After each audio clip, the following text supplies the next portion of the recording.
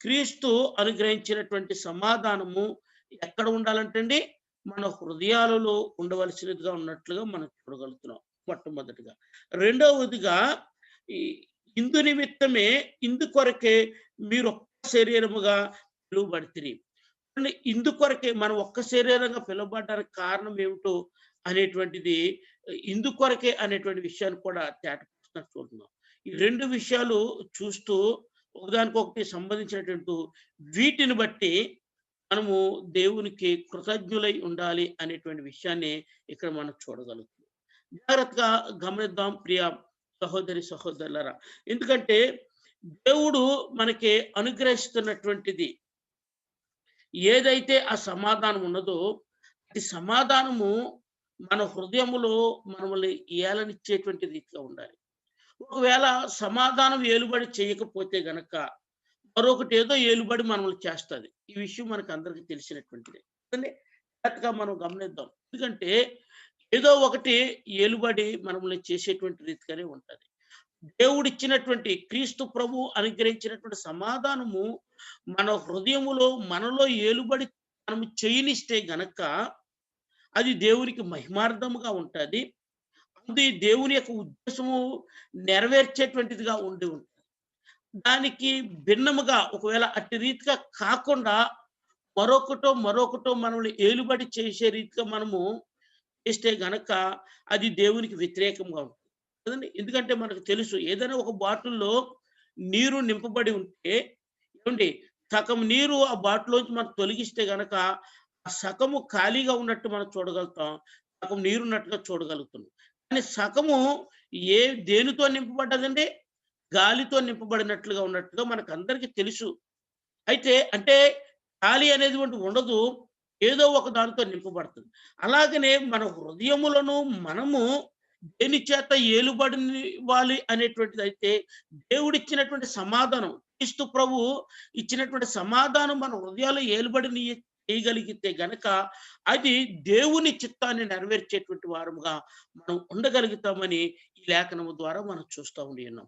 అయితే మనము మొట్టమొదటిగా మనం గమనించాలి. ఈ సమాధానము మరొకరెవరైనా మనకి ఇవ్వగలుగుతారా అని ఆలోచన చేస్తే, ఈ భూప్రపంచం మీద మనము ఎన్ని మతాలుగా ఉన్నటువంటి వారిని చూసినా, ఆ సమాధానం కొరకు పాకులాడేటువంటి వారు కోకొల్లలుగా ఉండి ఉన్నారు. హైందవ సహోదరులు మనం చూసినప్పుడు వారు అనేక తీర్థయాత్రలు చేస్తా ఉంటారు. దేని కొరకంటే శాంతి సమాధానం కొరకు, మోక్షానికి వెళ్ళటం కొరకు అనేటువంటిది. జాగ్రత్తగా గమనించండి. వారు అనేక తీర్థయాత్రలు, అనేక గుళ్ళకు లేక అనేక గోపురాలకు వారు ప్రయాణాలు చేస్తున్నారు. దేని కొరకంటే కేవలము సమాధానము కొరకు, మోక్షానికి వెళ్ళటం కొరకు. జాగ్రత్తగా గమనించండి. అలాగని వారు ఆరాధిస్తున్నటువంటి ఆ దేవుళ్ళు అనేటువంటి వారు ఎవరైనా చెప్పారా మీకు నేను సమాధానం ఇస్తాను, రండి నా యొద్దకి, నేనే సమాధానానికి కర్తనని చెప్పారంటే ఏ ఒక్కరు కూడా చెప్పినటువంటి దాఖలాలు లేవు అనేటువంటి విషయాన్ని మనము చూడగలుగుతున్నాం. గమనించండి నా ప్రియ సహోదరి, సహోదరులారా. ఎందుకనంటే సమాధానం ఇవ్వగలిగిన వారు ఎవరు అనేటువంటి విషయాన్ని మనం గుర్తించాలి. రెండవదిగా మనం ఆలోచన చేస్తే మహమ్మదీ సహోదరులు అని కూడా అదే రీతిగా ఉంటున్నది. వారు కూడా తీర్థయాత్రలు వారు చేస్తూనే ఉంటున్నారు. అక్కడికెళితే ఏదో మోక్షం వచ్చేస్తది, అక్కడికెళ్ళి చనిపోతే డైరెక్ట్‌గా పరలోకమే వెళ్ళిపోతాము అనేటువంటి అపోహలు వారిలో ఉండి ఉన్నాయి. అలాగని వారు ఆరాధిస్తున్న దేవుడు ఎక్కడైనా వారి గ్రంథములో రాసి ఉన్నదా? నేను సమాధానం ఇస్తాను రండి అని వారు చెప్పినారంటే గనక ఎక్కడ కూడా ఒక్క వచనం కూడా లేదు. సమాధానం ఇస్తాను అన్నట్టుగా వారు ఆరాధిస్తున్నటువంటి దేవుడు పిలువబడుతున్న వారు కూడా ఎవ్వొక్కరు కూడా లేరు. జాగ్రత్తగా ఆలోచన చేయండి నా ప్రియమైన సహోదరి, సహోదరులారా. గనుకనే ఇక్కడ మనము ఆరాధిస్తున్నటువంటి మన ప్రభువు ఇక్కడ మనం చదివినటువంటి లేఖన భాగములో కొలస్సీయులకు రాసిన పత్రిక 3వ అధ్యాయం 15వ వచనం చూస్తే గనుక సమాధానం మీ హృదయములో ఏలనీయుడి అనేటువంటి మాటను మనం చూడగలం. ఎందుకంటే గనక మనకందరికి బాగా తెలుసు యెషయా గ్రంథంలో ఆయన యేసు ప్రభువుల వారు ఆయన సమాధానకర్తగా ఉండి ఉన్నాడని, ఆయన రాకమునిపే వేల సంవత్సరాల క్రితము ఆయన గురించి రాయబడినటువంటి లేఖనము మనకందరికీ తెలిసినటువంటిదే కదండీ! దయచేసి ఏలయనగా మనకు శిశువు పుట్టెను, మనకు కుమారుడు అనుగ్రహింపబడెను, ఆయన భుజం మీద రాజ్యభారమును, ఆశ్చర్యకరుడు, ఆలోచనకర్త, బలవంతుడైన దేవుడు, నిత్యుడగు తండ్రి, సమాధాన కర్తయగు అధిపతి అని ఆయనకు పేరు పెట్టబడింది. యేసు ప్రభువుల వారు ఈ లోకానికి రావటానికి ముందుగానే కొన్ని వందల సంవత్సరాల క్రితము దైవ సేవకుల చేత లేకపోతే ప్రవక్తల చేత పలుకబడినటువంటి ప్రవచన వాక్యం ఇది. ఆయన రాకవడానికి కొన్ని వందల సంవత్సరాల క్రితము పలుకబడినటువంటి ప్రవచన వాక్యం. ఆ వాక్యములో ఏమని చేటపరచబడుతుంది? సమాధానానికి కర్తవ్య అధిపతి అని ఆయనకు పేరు పెట్టబడుతుంది అని మనము చూడగలుగుతున్నాం. అంటే దీనిని బట్టి మనకి ఎంతో స్పష్టంగా అర్థమవుతుంది, మనం ఆరాధిస్తున్నటువంటి క్రీస్తు ప్రభువు ఆయన సమాధానానికి కర్త అని ఎంతో స్పష్టంగా అర్థమవుతుంది. అంతేకాదు ఆయనే సమాధానానికి కర్త అని ప్రవచన లేఖనం సెలవిస్తుంది. ఆయన ఈ భూలోకంలోకి వచ్చిన తర్వాత ఆయన మాటల్లో ఆయన చెప్పినటువంటి విషయాలను మనం ఆలోచన చేస్తే గనక యోహాను సువార్తలో ప్రభువు వారు మాట్లాడుతున్నటువంటి మాట మనం ఒక్కసారి ఆలోచన చేద్దాం. యోహాను సువార్త 14వ అధ్యాయము 27వ వాక్యాన్ని చూస్తే గనక 14వ అధ్యాయం 27వ వచనం చూస్తే, శాంతి మీకు అనుగ్రహించి వెళ్ళుచున్నాను, శాంతి మీకు అనుగ్రహించి వెళ్ళుచున్నాను, నా శాంతినే మీకు అనుగ్రహించుచున్నాను, లోకమిచ్చినట్టుగా నేను మీకు అనుగ్రహించట్లేదు, మీ హృదయములను కలవరపడనీయకుడి, వెరవనీయకుడి. ఎంత స్పష్టంగా చెప్తున్నాడు, నేను శాంతిని మీకు అనుగ్రహిస్తున్నాను, సమాధానాన్ని మీకు అనుగ్రహిస్తున్నాను. శాంతికి మరియు పదముగా మనం చూస్తూ ఉండి చూడండి, ఆ సమాధానం నేను మీకు లోకం ఇచ్చినట్టు కాదు. ఇక్కడ చెప్తున్న వ్యత్యాసాన్ని ప్రభు చెప్తున్నారు. ఏమిటి వ్యత్యాసము? సమాధానము శాంతి అనేటువంటి లోకములో లభించినటువంటిగా ఉంటుంది, కానీ అది లోకం ఇచ్చినటువంటి సమాధానం అనేటువంటిది కాదు. నేను ఇచ్చేటువంటి సమాధానము, నేను ఇచ్చేటువంటి శాంతి ఏమంటే నిత్యముగా ఉండేటువంటిది అనేటువంటిది విషయాన్ని మనకు. కనుక నా ప్రియమైన సహోదరి సహోదరులరా, మనం గమనించవలసినటువంటి ప్రాముఖ్యమైన విషయం ఏమిటంటే, మనం ఆరాధిస్తున్నటువంటి ప్రభు ఆయన మాట ఇచ్చినాడు, ఆయనే సమాధానానికి ఆయన రాకమునిపి లోకములోనికి ఆయన గురించి ప్రవచన లేఖనాలు స్పష్టంగా తేటపరచబడ్డాయి. ఆయనే సమాధానకర్త అధిపతి అని పిలువబడతారు, ఆయన పేరు పెట్టబడతారు చూస్తున్నాం. ఆయన సశరీరుడుగా ఈ లోకంలోకి వచ్చిన తదుపరి అక్కడ ఉన్నటువంటి తన చుట్టూ ఉన్నటువంటి జనాముతో ఆయన చెప్తున్నారు కూడా, నేను శాంతిని మీకు అనుగ్రహించి వెలుచున్నాను, శాంతినే నేను మీకు అనుగ్రహిస్తున్నాను. అది లోకం ఇచ్చినటువంటిదిగా ఉండేటువంటి శాంతి కాదు, ప్రత్యేకంగా మీకు ఇచ్చేటువంటి శాంతి ఉన్నదని యేసుక్రీస్తు ప్రభువారు స్వయంగా నోడుతూ ఆయన చెప్పినటువంటి మాటను మనం చూడగలుగుతాం. అంతే కదండి, ఆయన 33.5 సంవత్సరాలు ఉన్నప్పటికీ 3.5 సంవత్సరాలు ఈ పరిచర్యలు ఏమండి ఆయన శిష్యులతో ఆయన సువార్త చేస్తూ వెళ్తున్నటువంటి సమయంలో చివరిగా ఇంకా ఆయన పరమునకు ఆరోహమై వెళ్తున్నప్పుడు కూడా ఆయన 40 దినములు ఆయన మరణమును గెలిచి సమాధి గెలిచి లేచి తరువాత 40 దినములు ఆయన సంచారం చేసినట్లుగా మనం చూడగలుగుతాం. ఈ 40 దినములు ఆయన అనేక పర్యాయాలు వారికి కనిపించినప్పుడు వారితోటి చెప్పినటువంటి మాట ఏంటి? సమాధానము నేను మీకు ఇస్తున్నాను అనేటువంటి. దయచేసి యోహాను సువార్త 19వ అధ్యాయము యోహాను సువార్త 20వ అధ్యాయం 19వ వాక్యాన్ని మనం చూస్తే గనక, ఆదివారము సాయంకాలమున శిష్యులు యూదులకు భయపడి తాము కూడి ఉన్న ఇంటి తలుపులు మూసుకుని ఉండగా యేసు వచ్చి మధ్యను నిలిచి మీకు సమాధానము కలుగుగాకని వారితో చెప్పి. జాత గమనించింది, ఇక్కడ యేసు ప్రభులు వారిని పట్టుకున్నారు, కొరడాలతో కొట్టారు, సిలువ మరణానికి అప్పగించినారు, సిలువ వేసినారు. మనకు అందరికీ తెలిసిన శుక్రవారపు దినాన్ని ఆయన సిలువ వేసినారు. మధ్యాహ్నం 3 గంటల వరకు ఆయన సిలువ మీద ఉన్నారు. సాయంత్రము ఆయన సమాజ మందిరపు కోట వేల కొరకు ఈ లోపులోనే ఆయనను సమాధి చేసినట్లుగా, శుక్రవారం సాయంత్రాన్ని సమాధి చేసినట్లుగా పరిశుద్ధ లేఖనాలు మన స్పష్టంగా తెలిసినటువంటివి. చూడండి, గమనించండి, ఆయన మరలా ఎప్పుడు లేచారండి? ఆదివారం ఉదయమునే వేకుజామునే, మనకందరికీ తెలిసినటువంటిది. కదండి.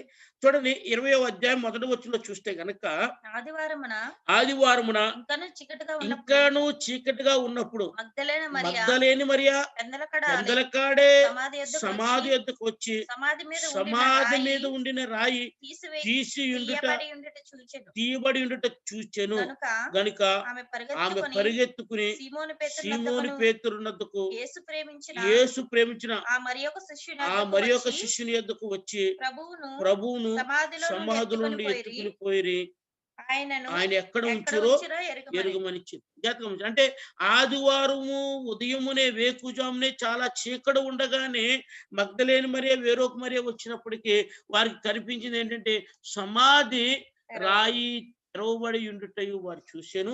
సమాధి లోపల యేసు దేహం వారికి కనిపించకుండానట్లుగా మనం చూడాలి. దీన్ని బట్టి యేసు ప్రభువు వారు సమాధి గెలిచి లేచినట్లుగా మనం చూడగలుగుతున్నాం. అయితే అదే ఆదివారపు దినాన సాయంత్రం సమయం 19 వచనంలో మనం చదివినటువంటి భాగములో ఆదివారపు సాయంత్రం సమయమున శిష్యులు యూదులకు భయపడి ఉదయాన్నే అక్కడ కార్యము యేసు ప్రభువు లేచినట్లుగా అక్కడ తేటపరచబడ్డది. వారు బిక్కుమంట సాయంత్ర సమయాన్న వారందరూ కూడా ఒక గృహములో కూడి ఉండి యూదులకు భయపడి వారు సమాధానము కోల్పోయినటువంటి దుస్థితిలో ఉంటుండగా అలాంటి సమయములో సాయంత్రం అంటే ఏ దినము యొక్క ఉదయమునైతే యేసు ప్రభువు వారు సమాధి గెలిచి లేచి ఉన్నారో అదే దినము సాయంత్రము ఏమండి వారు కూడి ఉన్నటువంటి స్థలమునకు వచ్చి తలుపులు మూయబడి ఉండగా ప్రభువు లోనికి వచ్చి వారితో చెప్తున్నటువంటి మాట, మీకు సమాధానము కలుగుగాకని వారితో చెప్తున్నట్లుగా మనం చూడగలం. జాగ్రత్తగా గమనించండి. ఆయన పుట్టక మునుపు ఆయన గురించి ప్రవచన లేఖనం చెలవిస్తుంది, ఈయన సమాధాన కర్తయ్యకు అధిపతి అని. ఆయన పుట్టిన తరువాత సశరీరుడుగా నిలుస్తున్నప్పుడు ఆయన అంటున్నటువంటి మాట, నేను వెళ్ళిపోతున్నాను ఈ లోకం నుంచి, మీకు నేను సమాధానం ఇస్తాను అని ఆయన చెప్పిన్నాడు. ఆయన ఈ భూలోకములో ఆయన ముష్కరుల చేతికి అప్పగించబడి శిలువ మరణానికి అప్పగించబడి సిలువేయబడి మరణించి సమాధి గెలిచి తిరిగి లేచిన తర్వాత ఇంకా ఆయన పరమునకు వెళ్ళిపోక మునుపుగానే ఇంకా తన శిష్యులతో 40 దినాలు ఉన్నారు. ఆ 40 దినాలు మొట్టమొదటి దినాన ఆయన చెప్తున్నటువంటి మాట ఏంటంటే, మీకు సమాధానము కలుగుగాకనే మాటను మనం చూడగలుగుతాం. గమనించండి. ఇది ఒకసారి చూస్తున్నాం. ఆ తర్వాత కింద వచనంలోకి వచ్చి చూస్తే గనక 21వ వచనంలో ప్రభు వారు మరలా అక్కడ చెప్తున్నారు. అప్పుడు యేసు మరలా మీకు సమాధానము కలుగుగాక చెప్పండి. మరలా అంటే అక్కడ ఆదివారం సాయంత్రం వారితో చెప్తున్నారు, మరొక్కసారి చెప్తున్నారు, మీకు సమాధానము కలుగుగాకని చెప్తున్నట్లుగా మనం చూడగలం. అలాగే కింద 26వ వచనంలో చూస్తే గనక ఆ యొక్క తోమా లేని సమయంలో ప్రభు వచ్చినప్పుడు, తోమా ఉన్నప్పుడు మరొకసారి వచ్చి చెప్తున్నటువంటి మాట చూస్తున్నాం అక్కడ. సమాధానం కలుగును గాక చూడండి 26 8 దినములైన తర్వాత ఆయన శిష్యులు మరలా లోపల ఉన్నప్పుడు తోమా వారితో కూడా ఉండెను. తలుపులు మూయబడి ఉండగా యేసు వచ్చి మధ్యను నిలిచి, మీకు సమాధానము కలుగుగాక అని. జాగ్రత్త గమనించి నా ప్రియమైన సహోదరు ఇక్కడ యేసుక్రీస్తు ప్రభువు వారు పదే చెప్తారు, మీకు సమాధానం. అంటే సమాధానము ఇవ్వగలిగినటువంటి వాడు మనం ఆరాధిస్తున్నటువంటి ప్రభు అయిన యేసుక్రీస్తు వారు తప్ప మరొకరు లేరు అనేటువంటి విషయాన్ని మనం ఇక్కడ స్పష్టంగా చూడగలుగుతున్నాం. అందు గురించనే అపోస్తలుడైన పౌలు ఈ కొలస్సీ సంఘానికి రాస్తూ అంటున్నటువంటి మాట ఏంటంటే గనక, క్రీస్తు అనుగ్రహించు సమాధానము మీ హృదయములలో ఏలుచుండనీయుడి. అంటే యేసుక్రీస్తు ప్రభువే సమాధానం ఇవ్వగలిగినటువంటి వారని మనం చూసినాము. ఆయనే సమాధానం ఇచ్చినట్లుగా ఆనాడున్నటువంటి శిష్యులకి ఇచ్చినారు. నేడు ఆయన శిష్యులుగా పిలువబడుతున్న మనం అందరము కూడా ఎప్పుడైతే మనము ఈ యేసుక్రీస్తు ప్రభువు వారు ఆయన పరలోక ఆరోహణం అవుతూ చెప్తున్నటువంటి, మీరు సర్వ సృష్టికి వెళ్ళి సువార్త ప్రవచించి అందరిని శిష్యులుగా చేయడి అన్నారు కనుక, ఆయన శిష్యులుగా చేయబడినటువంటి వారందరికీ కూడా ఆయన ఇస్తున్నటువంటి ఆధారం ఒక్కటే, ఆయన సమాధానమును ఇచ్చేటువంటి వాడుగా ఉన్నట్లుగా మనం చూడగలుగుతాం. కనుక ఈరోజు అలాంటి సమాధానము పొందుకున్నటువంటి మనము ఆ క్రీస్తు ప్రభు ఇచ్చినటువంటి సమాధానము మన హృదయాలలో మనము ఏలుచుండనియ్యవలెను అనేటువంటి మాట మనం చూడగలుగుతాం. అంటే సమాధానము ఒకవేళ లేకపోతే గనక మరొకటి ఉంటది, కలహం ఉంటది, మరొకటి ఉంటది, అసూయ, కక్షలు, భేదములు అనేకమైనటువంటివి ఉంటాయి. సమాధానం లేకపోతే అక్కడ అవన్నీ ఉంటాయి. గనుక మనం గుర్తించాలి నా ప్రియ సహోదరి సహోదరులు. గమనించండి, ఈ రోజు అలాంటి సమాధానము మన హృదయములలో ఏలుచుండనిస్తున్నామా లేదా అనే విషయాన్ని మనము గుర్తించవలసిన వారము. ఇంకా యేసుక్రీస్తు ప్రభువులు ఎంత స్పష్టంగా చెప్తున్నారు, నేనే మీకు సమాధానం ఇస్తాను, ఆయనే సమాధానం ఇస్తాను, ఆయనే సమాధానానికి కర్తయ్య అధిపతి అయిన. కనుకనే ఇప్పుడు ఇక అపోస్తలుడైన పౌలు ఇక కొలసీ పత్రికలో చెప్తున్నటువంటి యేసుక్రీస్తు ప్రభు ఇచ్చినటువంటి సమాధానమును మీ హృదయములలో తేలుచుండనీయుడి అంటూ అక్కడ చెప్తున్నటువంటి మాట చూడండి. తర్వాత మాట అంటున్నటువంటిది ఏమిటంటే కనుక, ఇందు కొరకే మీరొక్క శరీరముగా పిలువబడితే, ఇందు కొరకే మీరొక్క శరీరముగా.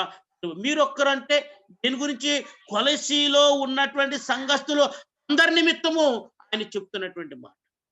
కొలసీలో ఉన్నటువంటి సంఘస్థులు అందరి నిమిత్తం అని చెప్తున్నారు. అంటే కొలసీలో ఉన్నటువంటి సంఘములో ఉన్న వారు అందరూ కూడా ఒక్క శరీరముగా ఉన్నట్లుగా మనం ఇక్కడ చూడగలం. ఈరోజు మనము ఏ సంఘములో ఉన్నప్పటికీ ఆ సంఘంలో సభ్యులుగా ఉన్నప్పుడు ఆ సంఘములో మనమందరము క్రీస్తు అనే శరీరంలో అవయవాలుగా ఉన్నటువంటి వారమై ఉండి ఉన్నాం. అంతేకాదు రేపు సార్వత్రిక సంఘములో కూడా మనమందరం అదే క్రీస్తు శరీరంలో అవయవాలుగా మనం ఉన్నటువంటి వారు. నా ప్రియ సహోదరి సహోదర, గమనించండి, ఈరోజు అలాంటి క్రీస్తు అనే సంఘమనే శరీరంలో అవయవాలుగా ఉన్నటువంటి మనము మన హృదయములో సమాధానమును ఏలనిచ్చి ఫలమైతే గనక ఈ యొక్క శరీరంలో ఉన్నటువంటి అవయవాలు ఒకదానికొకటి దెబ్బలాడుకోకుండా ఉంటాయి కనుకనే అప్పుడు మనం నిజమైనటువంటి క్రీస్తు శరీరంగా ఉండగలుగుతాం. ఒకవేళ ఆ క్రీస్తు ఏ సమాధానం అయితే మనకు ప్రకటించినారు, ఏ సమాధానం అయితే మనకి ఇచ్చినారు, ఆ సమాధానం మన హృదయములలో మనం ఏలనివ్వకపోతే గనుక మనము ఆ సంఘములో ఆ శరీర అవయవాల్లో ఒకటో మనం లేనటువంటి వారు, మన వ్యతిరేకంగా ఉన్నటువంటి. ఎందుకంటే మన శరీరంలో ఉన్నటువంటి అవయవాలు ఒక చెయ్యి ఇంకో చెయ్యిని కొట్టదు కదా, ఒక చెయ్యి ఒక కాలును కొట్టదు కదా, మన చెయ్యి మన కాలును కొట్టదు కదా. గమనించింది. ఈ రీతిగా మనము ఏక శరీరముగా ఉండవలసిన. అందు గురించే ఇక్కడ చెప్తున్నటువంటి మాట ఏంటంటే కనుక, ఇందు కొరకే మీరు ఒక్క శరీరముగా పిలువబడితిరి. ఇందు కొరకే మీరు ఒక్క శరీరం. ఎందుకంటే మనం ఒక్క శరీరముగా పిలువబడడానికి దేవుడు ఏర్పాటు. చూడు, రోమీలకు రాసిన పత్రికలు చెప్తూ అంటాడు ఒక్క శరీరం అన్న దాని గురించి.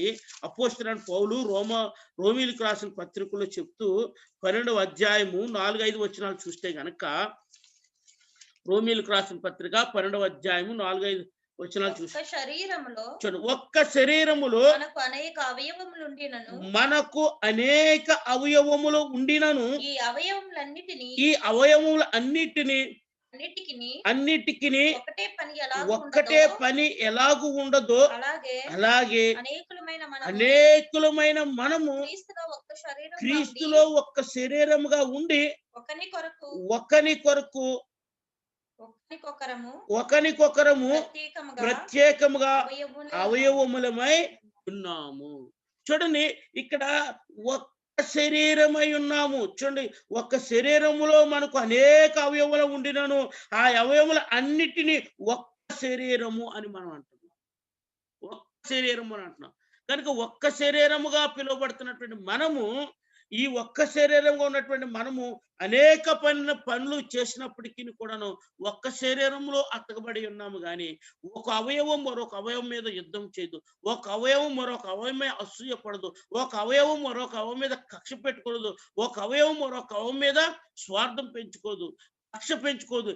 ఈ రీతిగా ఆ శరీరంలో ఉన్న అవయవాలు ఒకదానికొకటి కలుసుకుని ఏ రీతిగా అయితే ఒక శరీరంలో పనిచేస్తారో రీతిగా క్రీస్తు సంఘములో ఉన్నటువంటి మనం అందరము క్రీస్తు మన హృదయములో ఉంచినటువంటి సమాధానమును మనం ఏలనిచ్చినప్పుడు అట్టి రీతిగా సంఘములో మనము పని చేయగలుగుతామని మనం చూడగలుగుతున్నాం. నా ప్రియ సహోదరి సహోదరు, గమనించండి. ఎందుకనంటే గనక ఆ ఒక్క శరీరమై ఉన్నటువంటి అవయవాలు అనేకమైన ఉన్నప్పటికీ కూడాను ఒక్క పని చేయకపోయినా వేరు పనులు చేసినప్పటికీ ఒక అవయవం మరొక అవయవం మీద ఏ విధంగా కూడా కక్ష భేదము ఏ విధమైన అసూయ లేనటువంటివిగా ఉంటాయి. అవును కదండి. మన శరీరంలో అవయవాలు ఒకదానికొకటి ఏమంటే వ్యతిరేకంగా ఉంటాయా? ఒకదానికొకటి పని వ్యతిరేకంగా పని కొట్టుకుంటా ఉంటాయా? లేవు కదా. అలాగనే క్రీస్తు అనే సంఘం అనే శరీరంలో మనము ఉన్నప్పుడు మనము కూడా అట్టి సమాధానముగా ఉండవలసిన వారముగా ఉంది. ఇంకా ఈ అపోస్తలుడైన పౌలు కొరింథీయులకు రాసిన పత్రికలో కూడా అంటారు. మొదటి పత్రిక, కొరింథీయులకు రాసిన మొదటి పత్రిక 12వ అధ్యాయము 12, 13 వచనాలు చూస్తే గనక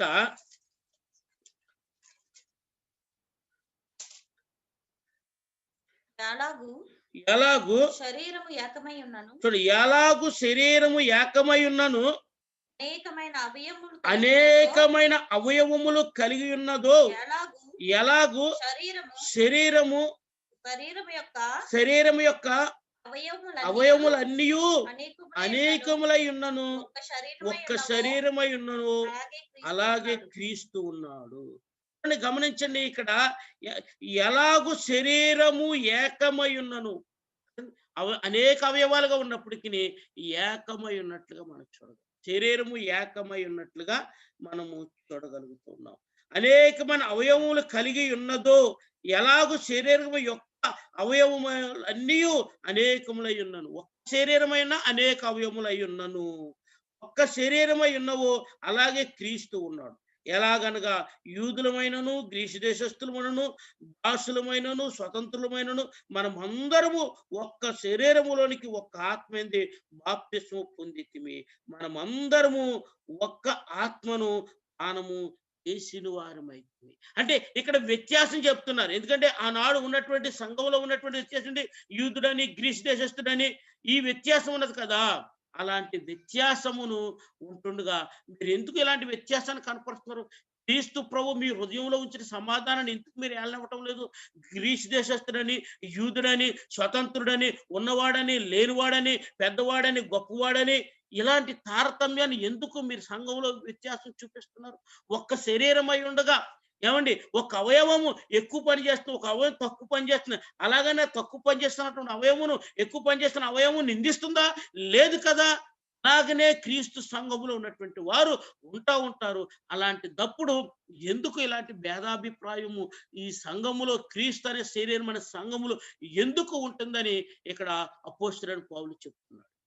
ఇంకా నా ప్రియమైన సహోదరులు, ఎప్పుడు వస్తుందంటే క్రీస్తు అనుగ్రహించినటువంటి సమాధానము హృదయములో ఏలనివ్వకపోతే ఈ వ్యత్యాసము సంఘములో కనిపిస్తుంది.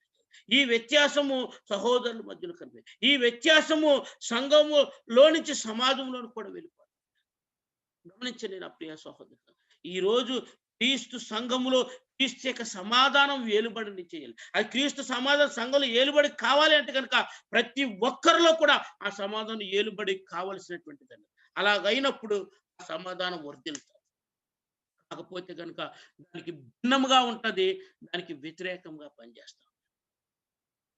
శరీరమే అనేక అవయవాలు, ఒక అవయవం ఎక్కువగా పనిచేయచ్చు, ఒక అవయవం తక్కువగా పనిచేయచ్చు అని భేదాభిప్రాయం. గ్రీసు దేశస్థుడని, యూదుడని, స్వతంత్రుడని, గొప్పవాడని, భేదవాడని ఇలాంటి భేదాభిప్రాయం ఇలాంటి వ్యత్యాసాలు ఉంటే ఉండవచ్చు. కానీ ఒక్క శరీరములో ఉండి ఉన్నాము మనం. మనకు తెలుసు మనకి చేతుకున్న 5 ఏళ్ళలో మన బొటనేలు కొంచెం బలం కలిగింది, మనకున్నటువంటి చివరి చిటికిన వేలు బలహీనమైనటువంటిదిగా ఉంటుంది. బటన్ వేలు బలంగా కలిగినటువంటిదిగా బలహీనమైన కాదు. దాని పని దాన్ని చేయగలదు, ఈ పని చేయగలదు. అలాగైతే బటన్ వేలు నువ్వు బలహీనంగా ఉన్నావు కనుక నీకంటే నేనే గొప్ప అనేటువంటి వ్యత్యాసం పెట్టుకుంటుందా? లేదు కదా. గమనించండి నా ప్రియమైన సహోదరు. అందు గురించి అలాంటి భేదాభిప్రాయం ఉండకూడదంటే కనుక క్రీస్తు అనుగ్రహిస్తున్నటువంటి సమాధానము మన హృదయములలో మనము ఏలుచుండనియాలని పరిశుద్ధ లేఖనాలు స్పష్టంగా ప్రకటపరుస్తున్నాయి నా ప్రియ సహోదరు. ఇంకా గమనించిన అందు గురించే ఇక్కడ అపోస్తలుడైన పౌలు కొరింథీయులకు రాసిన పత్రిక మొదటి పత్రిక 1వ అధ్యాయం 10వ వాక్యంలో, సహోదరులారా మీరందరూ ఏకభావముతో మాట్లాడవలెననియు మీలో కక్షలు లేక ఏక మనసుతోనూ ఏక తాత్పర్యముతోనూ మీరు సన్నద్ధులై ఉండవలెననియు మన ప్రభు అయిన యేసు క్రీస్తు పేరట మిమ్మును వేడుకొనిచున్నాను. ఎందుకంటే ఆ భేదాభిప్రాయం సంఘంలో కనిపిస్తూ ఉంటుంది కనుకని అందు గురించి అపోస్తలుడైనటువంటి పౌలు ఆ కొరింథీ సంఘాన్ని హెచ్చరిక చేస్తున్నాడు. సహోదరులారా అనేటువంటి మాట చెప్తూ మీరు అందరూ ఏకభావముతో మాట్లాడవలననియు, మీరందరూ ఏకభావముతో మాట్లాడవలను, మీలో కక్షలు లేక ఏక మనసుతోను ఏక తాత్పర్యముతోను మీరు సన్నద్ధులై ఉండవలననియు మన ప్రభువైన యేసుక్రీస్తు పేరట మిమ్మును వేడుకొనుచున్నాను. సహోదరులు అని పిలుస్తున్నాడు, వేడుకున్నాడని, బ్రతిమలాడుకుంటున్నాడు.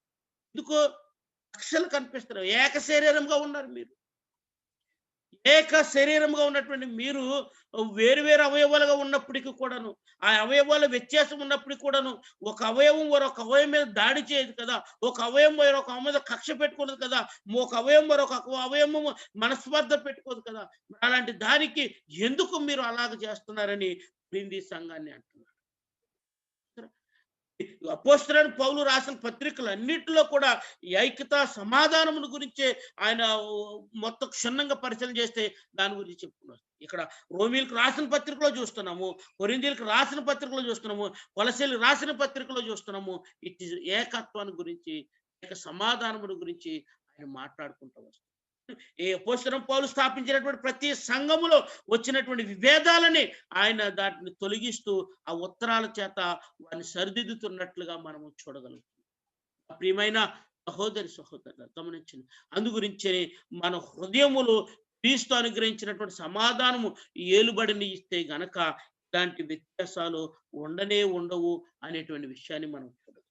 కనుక అపోస్తలుడైన పౌలు రోమా సంఘములో వ్యత్యాసాల గురించి చెప్తున్నాడు, ఇక్కడ కొరింథీ సంఘంలో చెప్తున్నాడు. అందు గురించి ఇక్కడ కొరింథీ సంఘంలో ఆరంభంలో చెప్పేస్తున్నాడు ఏమనంటే, నా సహోదరులరా మీరందరూ ఏకభావముతో మాట్లాడవలనియు, మీలో కక్షలు లేక ఏక మనసుతోనూ ఏక తాత్పర్యముతోనూ మీరు సన్నద్ధులై ఉండవలనని. ఎందుకంటే సన్నద్ధులై మనం ఎందుకంటే ఏకముగా ఉన్నప్పుడు దృష్టిని మనం ఎదిరించగలం, సాతాన్ని మనము ఎదిరించగలుగుతాం, వాడిని జయించగలుగుతాం. సన్నద్ధులైనటువంటి మాట ఏంటంటే మనమందరం ఏక తాత్పర్యంతో ఏక మనసుతో మనం కలిసికట్టుగా మన శత్రువు అయినటువంటి అపవాదిని మనము దాడి చేస్తే మనం వాడి మీద మనం జయించగలుగుతాం. ప్రియ సహోదరు, అలాగే ఏకత్వము లేనప్పుడు మనం ఎప్పుడైతే విడివిడిగా ఉంటాం వల్ల మనకు తెలుసు 3 పాటల తాడు త్వరగా తెగిపోదు, మనకందరికి బాగా తెలిసినటువంటి. ఎందుకు? ఎప్పుడైతే ఐక్యతను బట్టి మన శత్రువు అయినటువంటి వాడిని మనం జయించగలుగుతాం. ఎప్పుడైతే విభేదం ఉంటుందో, ఏక మనస్తత్వం లేదు, ఏక తాత్పర్యం లేదు, అప్పుడు మనము బలహీనం అయిపోతాం. సాతాను మనల్ని జయించు, సాతానికి లోనైపోతాం. సాతాను చెప్పిన రీతిగా మనం చేస్తాం ప్రారంభిస్తాం. సాతానికి లోనైపోతాం, సాతాను చెప్పు చేతల్లోకి వెళ్ళిపోతాం, సాతాను ఇంకా మనల్ని వాడుకుంటూ ఉంటాం. అప్పుడు అధికమైనటువంటి నష్టం కలిగేటువంటి. ఇప్పుడు దాన్ని బట్టి స్వతహాగా ఎవరిలో అయితే ఆ సాతాను పనిచేస్తున్నారు వారికి ఎక్కువ ప్రమాదం ఉంటుంది. వారిని బట్టి వారి కుటుంబానికి, వారి సంఘానికి, వారి సమాజానికి ఇంకా అనేకమైనటువంటి అధికమైనటువంటి నష్టాలు జరిగేటువంటి ప్రమాదం ఉందని పరిశుద్ధ లేఖనాలు.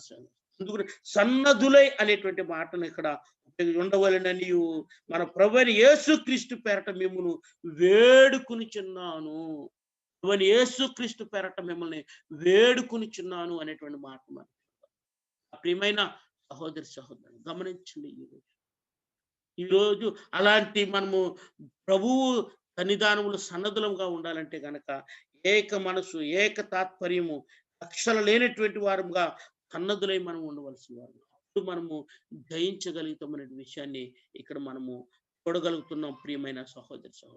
అలాగే ఫిలిప్పీలకు రాసిన పత్రికలో కూడా చెప్తూ అపోస్తలుడైన పౌలు అంటాడు, ఫిలిప్పీలకు రాసిన పత్రిక 2వ అధ్యాయం 2వ వాక్యంలో,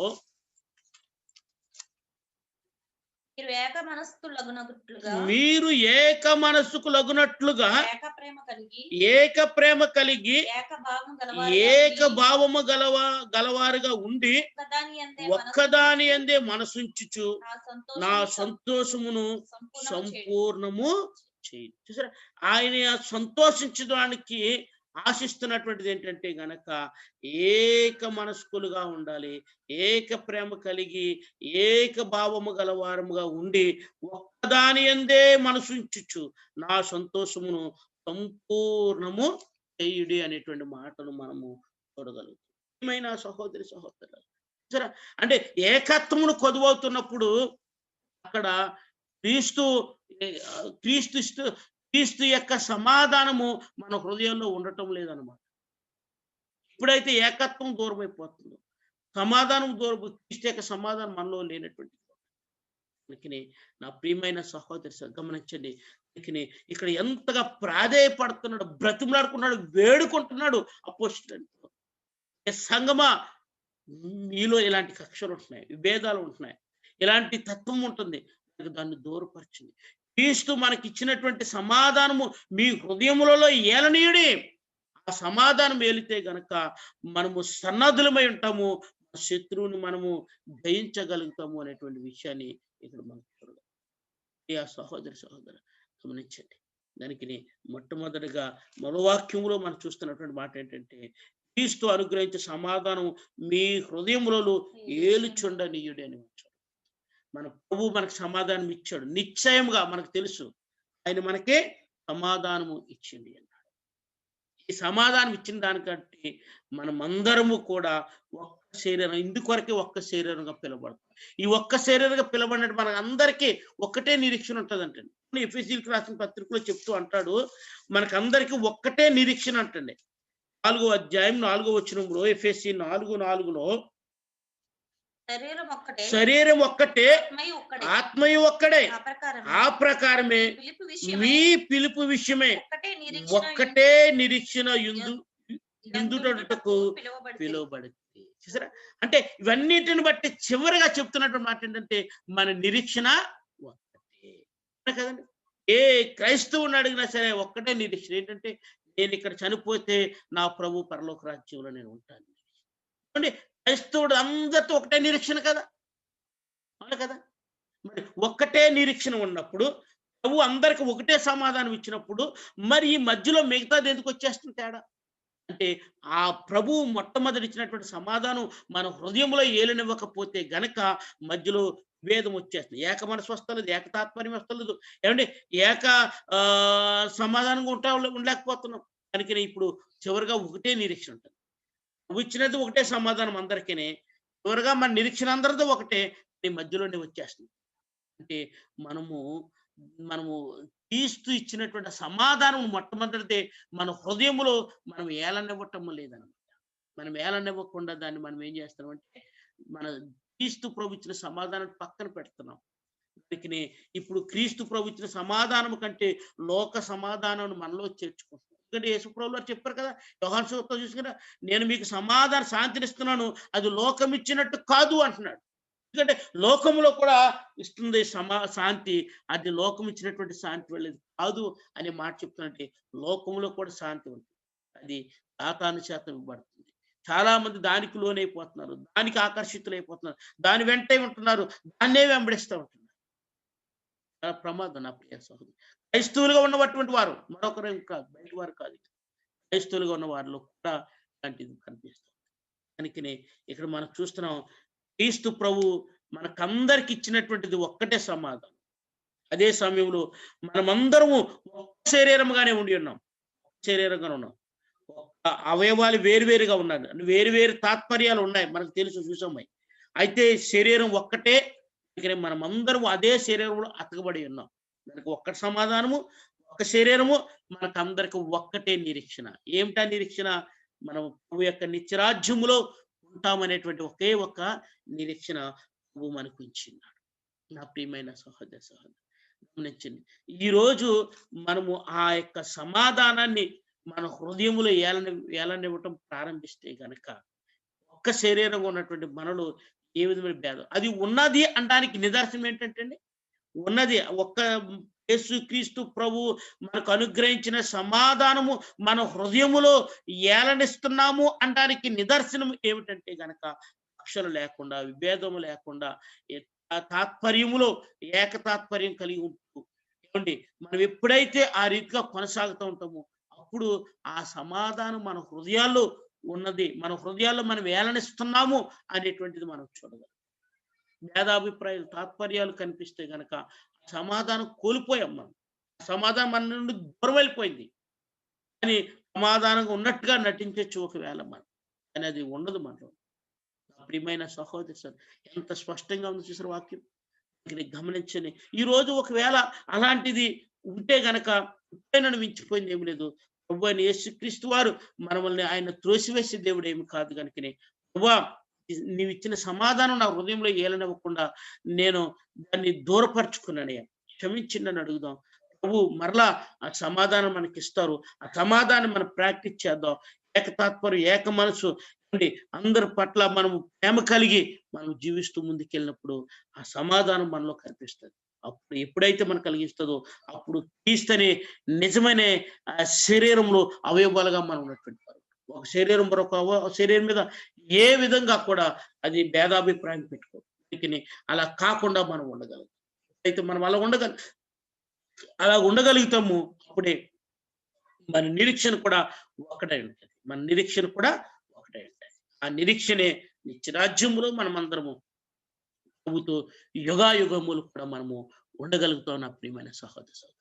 ఇంకా చివరిగా మూడవదిగా చెప్తున్నటువంటి మాట ఏంటంటే కనుక ఆ 15వ వచనంలోనే, క్రీస్తు అనుగ్రహించు సమాధానం మీ హృదయంలో ఏలునియడి, ఇందుకొరకే మీరు ఒక్క శరీరముగా పిలువబడితే మరియు కృతజ్ఞులై ఉండుడి.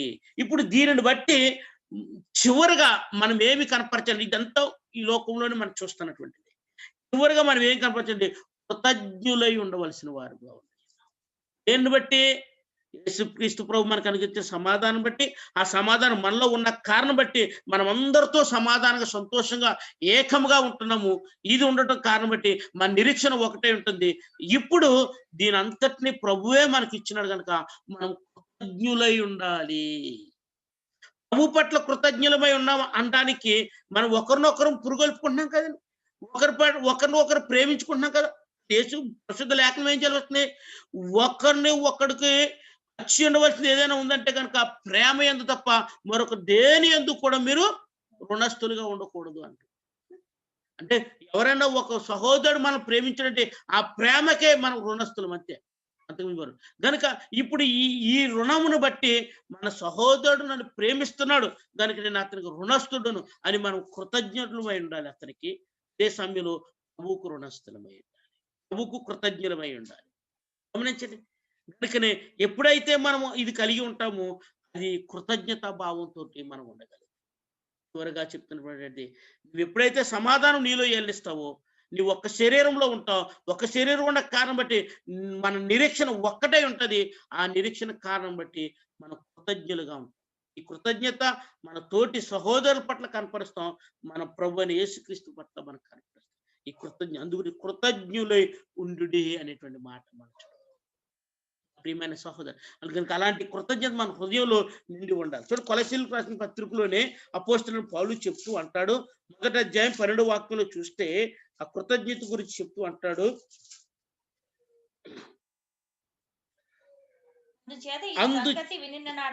అందుచేత ఈ సంగతి వినిన నాట నుండి మేమును మీ నిమిత్తము ప్రార్థన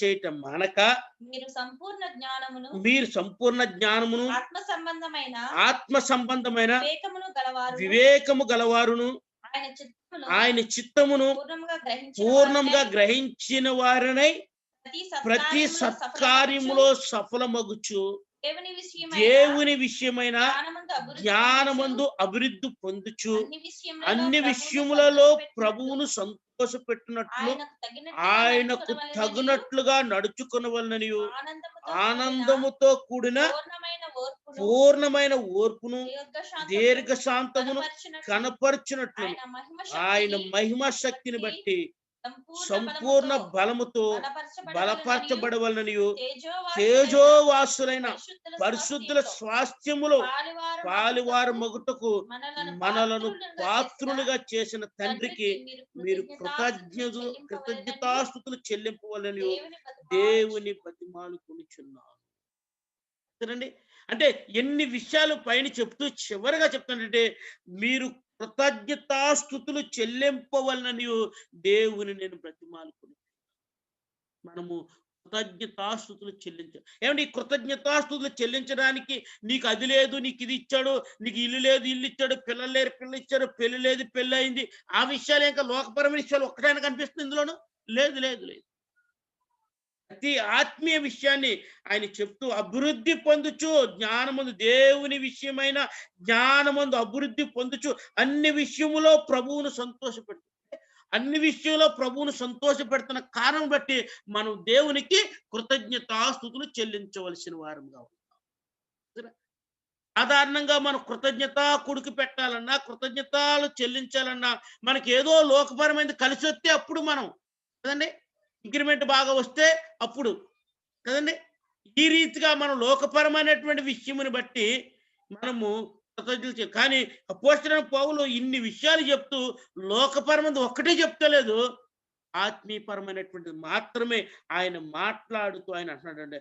ప్రతి సత్కార్యములో సఫలగుచ్చు దేవుని విషయమైన జ్ఞానమందు అభివృద్ధి పొందుచు అన్ని విషయములలో ప్రభువును సంతోష పెట్టినట్లు ఆయనకు తగినట్టుగా నడుచుకున్న వలన ఆనందంతో కూడా సంపూర్ణమైన ఓర్పును దీర్ఘశాంతమును కనుపరచునట్లును ఆయన మహిమ శక్తిని బట్టి సంపూర్ణ బలముతో బలపరచబడవలన తేజోవాసులైన పరిశుద్ధుల స్వాస్థ్యములో పాలివారగునట్లకు మనలను పాత్రులుగా చేసిన తండ్రికి. ఎక్కడంటే ఎవరితో స్వాస్థ్యంగా పాత్రులుగా చేసినంటే తేజోవాసులైన పరిశుద్ధుల స్వాస్థ్యములో మనల్ని పాలివారిగా చేసి. ఇంతకంటే ఏం కావాలండి మనకి? ఇంతకంటే ఏం కావాలి మనకి? నా ప్రియమైన సహోదరు గమనించండి, మన ప్రభువునకు కృతజ్ఞతాస్తుతులు చెల్లించడం మన నిరీక్షణ ఒకటే. చెప్పాను మన నిరీక్షణ అంటే మనము ఈ లోకంలో కనుమూస్తే ప్రభు పరలోక రాజ్యం. ఈ నిరీక్షణ ఉంది ఒకటి మనకి. కనుక ఇక్కడ అదే మాట చెప్తున్నాడు, పరిశుద్ధుల తేజోవాసులైన పరిశుద్ధుల స్వాస్థ్యములో పాలివారగుటకు మనల్ని అర్హులుగా చేసేయండి. ఎవరితో పాల్వారమట? తేజోవాసులైన పరిశుద్ధులతో కలిసి. ఇంతకంటే భాగ్యం ఉంది? ఇంత బాధ్యత ఇచ్చిన దేవదేవునికి కృతజ్ఞతలు చెల్లించుకొని ఎలా ఉండిపోతామండి మనం? ఆలోచించినప్పుడు అందుకొరకనే మనం కృతజ్ఞులమై ఉండాలి, కృతజ్ఞతాస్తుతులు చెల్లించవలసిన వారంగా. ప్రియమైన సహోదర గమనించండి ఒకసారి. అందుకని ఈరోజు ప్రభు మనకి ఇచ్చిన సమాధానమును మన హృదయంలో ఏలుచుండనియాలి. ఏలుచున్నాము అనడానికి నిదర్శనం ఏంటంటే మనము ఏకతాత్పర ఏక మనసు ఏమండి ప్రేమ కలిగి మనం సంఘంలో ఉంటుంటాం. దాన్ని ఉన్న కారణమును బట్టి ఏక శరీరమైన కారణం బట్టి సంఘంలో ఉన్న వారందరి నిరీక్షణ ఒకటే, లోకం చేరాలి. ఈ నిరీక్షణ బట్టి మనం కృతజ్ఞులై ఉండాలి. కృతజ్ఞతాస్తుతులు మనము చెల్లించవలసిన వారు. ఇంకొక మాట అంటూ అదే కొలసీలకు రాసిన పత్రిక 2వ అధ్యాయం 7వ వచనంలో చూస్తే,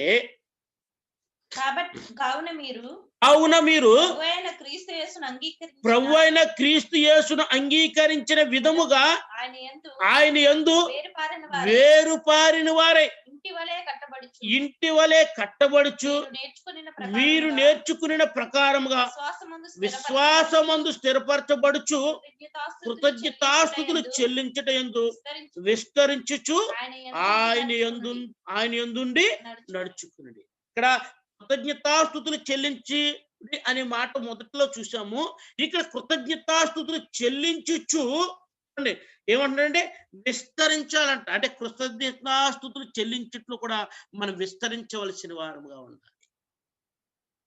ఏదో ఒక్కసారి కృతజ్ఞతలు చెల్లించేది అయిపోయేది కాదు కదా. ఏమండి మన యొక్క ఈ ఆత్మీయ ప్రయాణంలో, ఈ ఆత్మీయ యాత్రలో మనం ఒక్కసారిగా పవిత్రులుగా పరిశుద్ధులుగా కాలేకపోతాం. దినదినమును దేవుని యొక్క వాక్యం చేత మనము బలపరచబడుతున్నాము, హెచ్చరించబడుతున్నాము, ఏమండి స్పందించబడుతున్నాము, అంటే గద్దించబడతా ఉంటున్నాము. ఇలాగ ప్రక్రియ జరుగుతూనే మనము దేవునికి ఇష్టలుగా కాగలం. అలాగ అవుతున్న కారణం బట్టి దేవుడు మనకి ఏమి ఇచ్చినాడంటే తేజోవాసులైన పరిశుద్ధుల సహవాసములో పాలి భాగస్తులు మనం చేసినాడు. కనుక మనం కృతజ్ఞతలు చెల్లించాలి అని చెప్తూ ఇక్కడ 2వ అధ్యాయం 7వ వచనంకి వచ్చినప్పటికీ కృతజ్ఞతాస్తుతులు చెల్లించుట యందు విస్తరించుచు, కృతజ్ఞతాస్తుతులు చెల్లించుట యందు విస్తరించుచు అనేటువంటి మాటను మనం చూడగలం. అంటే కృతజ్ఞతాస్తుతులు చెల్లించే విషయంలో కూడా మనం ఏం చేయాలంటే విస్తరించాలి. సహోదరులు గమనించండి, మరి నిజంగా మనం విస్తరించగలుగుతున్నామా? గమనించండి ఒక్కసారి మీరు. దానికి దేవుడు ఎంత స్పష్టంగా మాట్లాడుతున్నాడు. దానికి ఇది నా పరిశుద్ధ లేఖనాలను బట్టి ఒకటే మనం ఇక్కడ నేర్చుకోవాల్సినటువంటి ప్రాముఖ్యమైనటువంటి పాఠం ఏంటంటే, యేసుక్రీస్తు ప్రభు మనకి సమాధానమును మన హృదయములో మనం ఏలనివ్వడు. ఆయన సమాధానం ఇచ్చాడు. సమాధానం అందరికీ ఇచ్చినాడు ఆయన. కానీ ఆ సమాధానం పొందుకున్న వారు పొందుకుంటున్నారు. నిర్లక్ష్యం చేసేవారు నిర్లక్ష్యం చేస్తూనే ఉంటున్నారు. కనుక పొందుకున్నటువంటి వారుగా మనం ఉన్నాము. కనుక అది మన క్రియల్లో మనం కనపరచాలి. సంఘములో మన క్రియల్లో కనపరచాలి. ఏక మనసు ఏకతాత్మ్యము తోటి మనం ముందుకి సాగాలి. అప్పుడు క్రీస్తు యొక్క సమాధానం, క్రీస్తు మనకు అనుగ్రహించిన సమాధానం మన హృదయంలో ఉందనడానికి నిదర్శనం. అలాగ ఉన్నప్పుడు మనం ఏక శరీరముగా ఉంటాము. అప్పుడు మన అందరి నిరీక్షణ ఒకటే ఉంటది, నిత్య జీవం మనం చేరాలని నిరీక్షణ. అలాగ చేస్తున్నాడు అనడానికి మనము కృతజ్ఞతాస్థుతులు మనం ప్రభువునికి చెల్లించాలి. ఆ కృతజ్ఞతాస్థుతులు మనం గుర్తించినాము.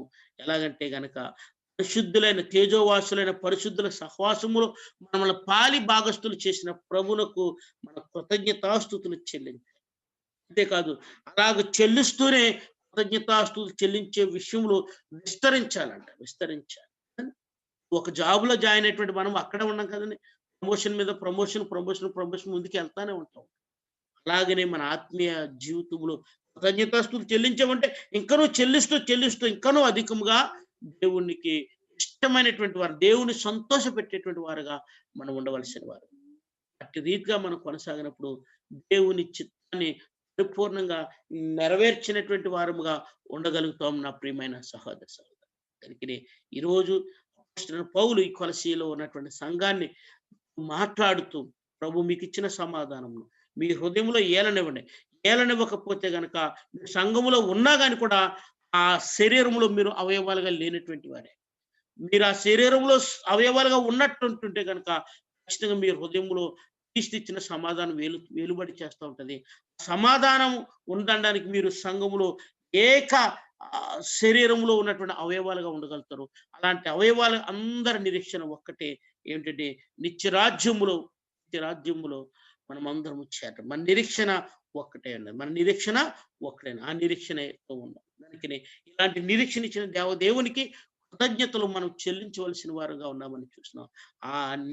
ఆ కృతజ్ఞతలు ఒక్కసారి చెల్లించకపోవటం కాకుండా కృతజ్ఞత చెల్లిలో విస్తరించవలసినటువంటి వారుగా ఉన్నామని మనం నేర్చుకుంటున్నాం. కనుక నా ప్రియమైన సహోదరు గమనించండి, లేఖనాల్ని మన హృదయంలో తలపోసింది. ఒకవేళ ఇంకా సమాధానం మనలో లేదా, విభేదం ఉందా, అయితే ప్రభు దగ్గర క్షమాపణ అడుగుదాం, సమాధాన పడదాం. ఆ సమాధానం మన హృదయంలో ఏలుబడి చేసే రీతిగా ప్రభు యొక్క సహాయాన్ని మనము కోరుకుందాం. అందరూ కూడా తల వంచి కళ్ళు మూసుకుందాం.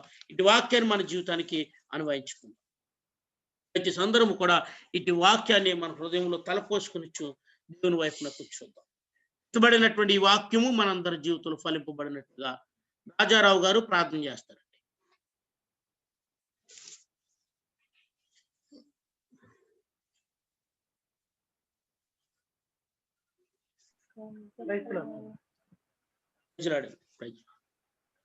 ప్రేమ నమ్మకం కలిగిన తండ్రి, జీవం కలిగిన యేసయ్య, సర్వశక్తిమంతుడా, సర్వోన్నతుడా, సర్వాధికారి అయిన ఇప్పుడు వరకు ప్రభా నేను వినిపించబడ్డ వాక్యాన్ని బట్టి, నీ పెట్టిన ప్రభా ఎత్తి బట్టి నైనా వాక్యాన్ని ప్రభా మీ యొక్క ఆత్మ ద్వారా ప్రభా నేను మాకందరికీ ప్రభా మీరు వినిపించినందుకు మీకు వేలాది వందనాలు, స్తోత్రాలు చెల్లించుకుంటున్నాను.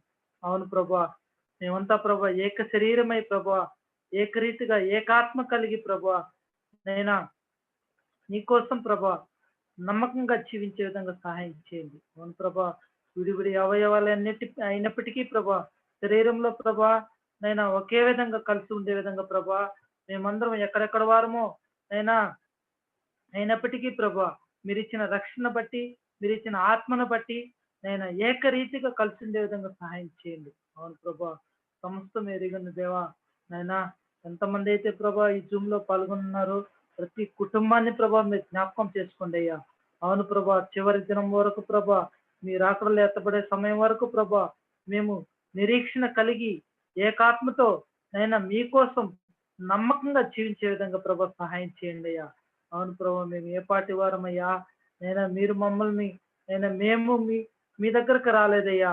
మీరే మా దగ్గరకు వచ్చి మమ్మల్ని ఏర్పరచుకొని నైనా మమ్మల్ని లోకంలోంచి సపరేట్ చేసి ప్రభా నీకు నమ్మకంగా జీవించగలిగే విధంగా ప్రభా మాలో మీ ఆత్మను ఉంచినందుకు ప్రభా మీకు వేలాది వందనాలు స్తోత్రాలు చెల్లించుకుంటున్నాను.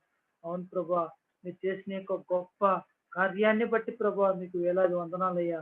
మరి ఇంకనో ప్రభా అయినా విల్సన్ భద్రత పాల్సిన ప్రభా అయినా బిడ్డ కుటుంబాన్ని ప్రభా మీరు జ్ఞాపకం చేసుకోండి ప్రభా.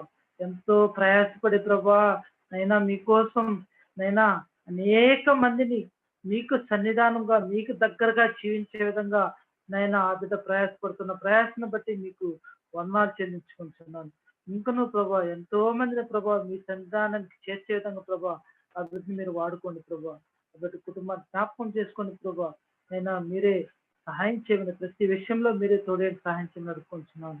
ఇంకనూ ప్రభా ఉద్యమంలో పాల్గొన్న మమ్మల్ని నన్ను ప్రభా జ్ఞాపకం చేసుకొని ఆ కుటుంబాలను ప్రభా మీరే కాపాడమని ఇచ్చిన సమయాన్ని బట్టి వందనాలు చెల్లించుకుంటూ నా ప్రియ ప్రభువును నా రక్షకుడైన యేసయ్య అతి పరిశుద్ధ నామంలో స్తుతించి బ్రతిమలాడి వేడుకొంచున్నాను తండ్రి. ఆమేన్. ఆమేన్. ఆమేన్. దేవునికి స్తోత్రం.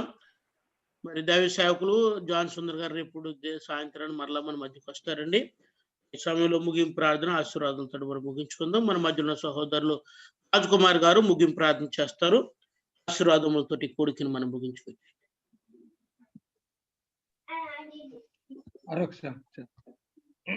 సర్వోన్నతుడైన మా దేవ, కృపా కనికరములు కలిగిన మా రక్షక, వందనాలు స్తుతులు స్తోత్రాలు మీకే చెల్లిస్తున్నాం. ఇదిగో తండ్రి నాయన ఈ దినం కూడా దేవా మీ సన్నిధిలో మేము పాలు పంపులు పొందడానికి మీరు ఇచ్చిన ధన్యతకై వందనాలు స్తుతులు స్తోత్రాలు. నిజమే తండ్రి నాయన, మీరు మమ్మల్ని జ్ఞాపకం చేసుకొని మేము ఎక్కడి వారం ఎచ్చటి వారం అయినప్పటికీ నాయన, ఎన్నిక లేనటువంటి వారం అయినప్పటికీ మీ అపారమైన ప్రేమ ద్వారా కృప ద్వారా నాయన మమ్మల్ని మీ యొక్క రక్తం ద్వారా కొని నాయన ఏక శరీరంగా మమ్మల్ని మార్చిన దేవాది దేవుడివి. ఈ సంఘంలో నాయన మమ్మల్ని ఏకాత్మతో నిలవబెట్టిన మా దేవా వందనాలు స్తుతులు స్తోత్రాలు చెల్లించుకుంటున్నాం. ఇప్పటివరకు నాయన మీ దాసుని ద్వారా నాయన మీరు వాక్యం ద్వారా నాయన మీరు మాతో మాట్లాడారయ్యా. ఆయన అందుని బట్టి వందనాలు చెల్లించుకుంటూ ఏ రకంగా అయితే నాయన ఒక శరీరంలో అన్ని అవయవాలు నాయన ఒక్క టార్గెట్ కోసం ఆయన పనిచేస్తాయో దేవా, అలాగూ నాయన ఏకాత్మ కలిగిన ఆయన మేము కూడా నాయన ఒకే నిరీక్షణకై వేచి ఉన్న వారంగా ఆయన ఒకే ఆత్మను కలిగి ముందుకు సాగే వారంగా నాయన మమ్మల్ని నిలబెట్టినందుకు వందనాలు చెల్లించుకుంటూ దేవా భిన్న అభిప్రాయాలు లేకుండా నాయన మా జీవితాల్లో మీరు చేసిన కార్యాలను బట్టి వందనాలు స్తుతులు స్తోత్రాలు చెల్లించుకుంటున్నాం దేవా. అలాగే నాయన ఈ జూమ్ లో పార్టిసిపేట్ చేసిన ప్రతి ఒక్కరిని దేవా ఆయన ఆత్మీయ మేలులతో మీరు నింపండి అయ్యా. మీ కార్యాలను మా జీవితాల్లో జరిగిస్తూ మమ్మల్ని అభివృద్ధి పరుస్తూ ఆత్మీయంగా నాయన ఎంతో అభివృద్ధిలోకి తీసుకొస్తూ దేవా మీ వైపు చూస్తూ నాయన ఇంకనూ మీ రూపులోకి నాయన మారడానికి మీరు మార్గంలో నడిపిస్తున్నందుకు వందనాలు స్తుతులు స్తోత్రాలు చెల్లిస్తున్నాం. నిశ్చితమైతే దేవా నాయన తిరిగి మేము నాయన మీ ఆత్మీయంగా నాయన తిరిగి మేము జూమ్ లో కలుసుకునే పర్యంత వరకు మీ సన్నిధిని మీ కాపుదలను భద్రతను తోడుగా ఉంచండి.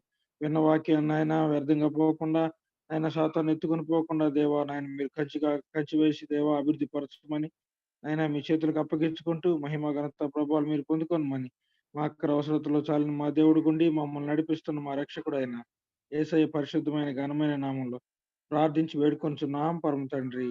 ఆమేన్. ఆమేన్. ఆమేన్.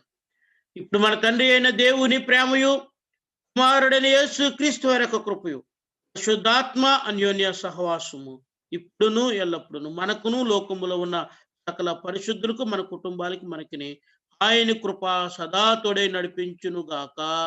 ఆమేన్. ఆమేన్. ప్రైజ్ లార్డ్ అండి. అందరికి వందనాలు. God bless you all. Praise Lord అండి. Praise Lord. ఉండాలండి brother praise Lord brother Chandrababu.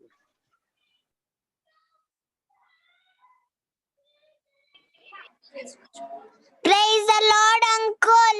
Praise Lord అమ్మా Keerthana. Praise Lord. God bless you. Praise Lord brother. Sister praise Lord అమ్మా. Praise lord.